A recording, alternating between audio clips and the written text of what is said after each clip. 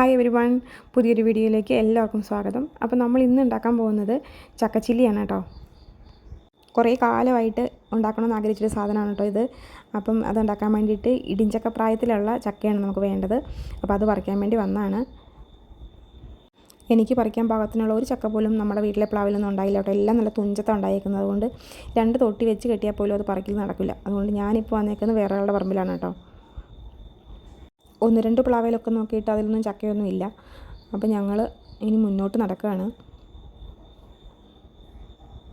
ഈ പറമ്പിലാണെങ്കിൽ കാണാൻ കുറേ കാഴ്ചകളുള്ള പറമ്പാണ് കേട്ടോ.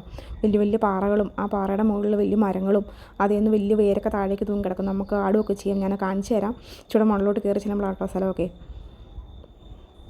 അപ്പോൾ അങ്ങനെ ഞങ്ങൾ നോക്കി വന്നപ്പോൾ ഒരു ചക്ക കിടക്കുന്ന കണ്ടു കേട്ടോ. ഇടിഞ്ചക്ക പ്രായത്തിലുള്ള ഒരു ചക്ക കിടക്കുന്ന കണ്ടു. അപ്പോൾ അത് പറിക്കാമെന്ന് ഓർത്തുകൊണ്ട് ഞാൻ പതുക്കെ അങ്ങോട്ട് പോവുകയാണ്. പക്ഷെ അവിടെ ചെന്ന് കഴിഞ്ഞപ്പോൾ ആ ചക്കയുടെ കരിന്തൊണ്ടിൻ്റെ അടുത്തൊക്കെ ആയിട്ട് ഓരോരോ കറുത്ത പുള്ളിയൊക്കെ ഉണ്ട്. അപ്പോൾ അത് മുറിച്ച് കഴിയുമ്പോൾ എങ്ങനെയാവും എന്നറിയില്ലാത്തതുകൊണ്ട് ഞാനത് പറിച്ചില്ല കേട്ടോ. അപ്പോൾ ഇതാട്ടോ ഞാൻ പറഞ്ഞ ആ പാറയും അവിടെ തൂങ്ങി കിടക്കണ വള്ളിയൊക്കെ. ഇതിലൊക്കെ നമുക്ക് കിടന്ന് വേണമെങ്കിൽ ആടുമൊക്കെ ചെയ്യാം. പറഞ്ഞൊന്നും പോരത്തില്ല. അത്രയും വലിയൊരു മരം അതിൻ്റെ മുകളിലോട്ട് നിൽപ്പുണ്ട് കേട്ടോ.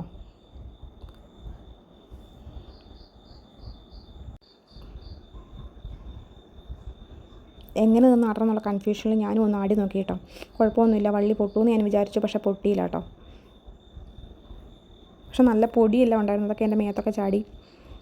ഒന്നും ഞാൻ കാര്യമാക്കിയില്ല. എൻ്റെ ചക്ക നോക്കി ഞാൻ പോവുകയാണ് ഇനിയും.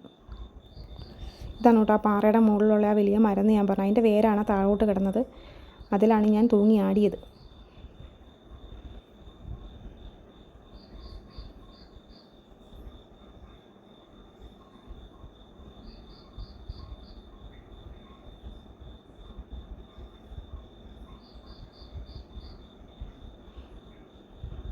അങ്ങനെ നമ്മുടെ ചക്ക കണ്ടുപിടിച്ചു കേട്ടോ. ഇത് ഉണ്ടച്ചക്ക എന്നാണ് ഇതിന് പറയുന്നത്. നീളത്തല്ല, ഇങ്ങനെ ഉരുണ്ടിരിക്കും. കണ്ടാൽ മൂത്ത് വിളഞ്ഞ് നിൽക്കുന്നതായിട്ട് തോന്നും. മുള്ളൊക്കെ നല്ല മുഴുത്തതായുണ്ട്. പക്ഷേ ഇതിൻ്റെ മുള്ള് കറുത്തിട്ട് അത് നന്നായിട്ട് വിരിഞ്ഞ് വരുമ്പോഴാണ് മൂക്കുന്നത്. ഇതൊക്കെ ഏതൊരു പഴമുണ്ടല്ലോ, ശീതപ്പഴം, അങ്ങനത്തെ ഒരു പഴമില്ലേ, അതിൻ്റെയൊക്കെ ഒരു ഷേപ്പില്ലേ ഇതിന്.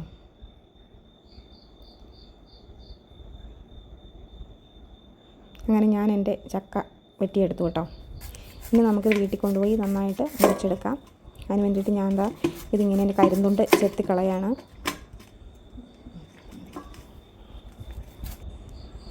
ചെത്തി നല്ല സൂപ്പറാക്കി എടുത്തിട്ടുണ്ട്. ഇനി നമുക്കിതിനെ വട്ടത്തിൽ ഒന്ന് മുറിച്ചെടുക്കാം. ഒരുപാട് കട്ടിയൊന്നും വേണ്ട, വളരെ നൈസായിട്ട് മുറിച്ചെടുത്താൽ മതി. മൂക്കാത്ത ചക്കയായതുകൊണ്ട് കുഞ്ഞിരുന്നോർത്ത് കുഴപ്പമൊന്നുമില്ല കേട്ടോ. ഇനി നമുക്കിതിനെ നടുവേ മുറിച്ചിട്ട് കുഞ്ഞു കഷ്ണങ്ങളാക്കിയിട്ട് മുറിച്ചെടുക്കണം. ഏകദേശം ഈ രീതി മതി. ഒരുപാട് കട്ടി വേണ്ട ഇതിന്. അങ്ങനെ ഞാനിത് മുറിച്ചെടുത്തിട്ടുണ്ട്.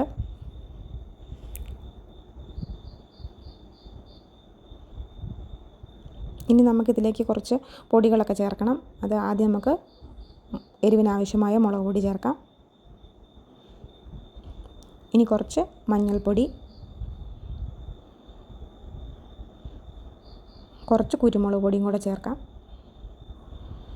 ഇനി ഇതിലേക്ക് ആവശ്യമായത് കോൺഫ്ലവറാണ്. ഒരു 1.5 സ്പൂൺ കണക്കാക്കി ഞാൻ ഇട്ടിട്ടുണ്ട്. അത്രയും മൈദ എടുക്കേണ്ട, 1 സ്പൂൺ എടുത്താൽ മതി മൈദ.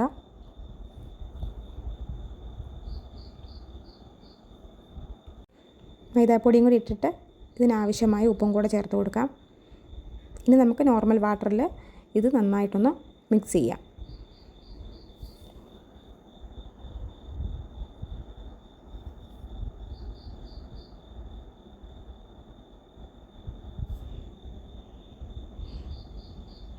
നന്നായിട്ട് മിക്സ് ചെയ്ത് വെച്ചേക്കുന്നത് നമുക്കിനി തിളയ്ക്കുന്ന എണ്ണയിലോട്ടിട്ട് പൊരിച്ചെടുത്താൽ മതി. നമ്മുടെ ചക്കച്ചില്ലി റെഡിയാണ്.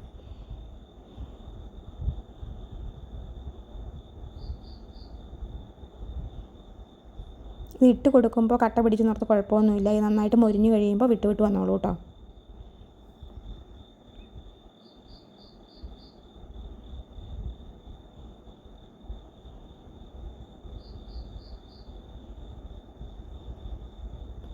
ജസ്റ്റ് ഇടയ്ക്കൊന്ന് തോണ്ടി ഇട്ട് കൊടുത്താൽ മതി. ഒന്ന് ഇളക്കി കഴിഞ്ഞപ്പോഴത്തേനും നന്നായിട്ട് മൊരിഞ്ഞ് വന്നോളും. പെട്ടെന്ന് തന്നെ നന്നായിട്ട് മൊരിഞ്ഞോളും, കട്ടിയൊന്നും ഇല്ലാത്തത് കൊണ്ട്. ഇനി ഇതിലേക്ക് കുറച്ച് കറിവേപ്പിലയും ഉണക്കമുളകും കൂടെ ചേർത്ത് കൊടുക്കാം. ഇതൊക്കെ വേണം ചേർത്താൽ മതി കേട്ടോ, അല്ലാതെ തന്നെ നന്നായിട്ട് എരിവൊക്കെ കാണും ഇതിന്.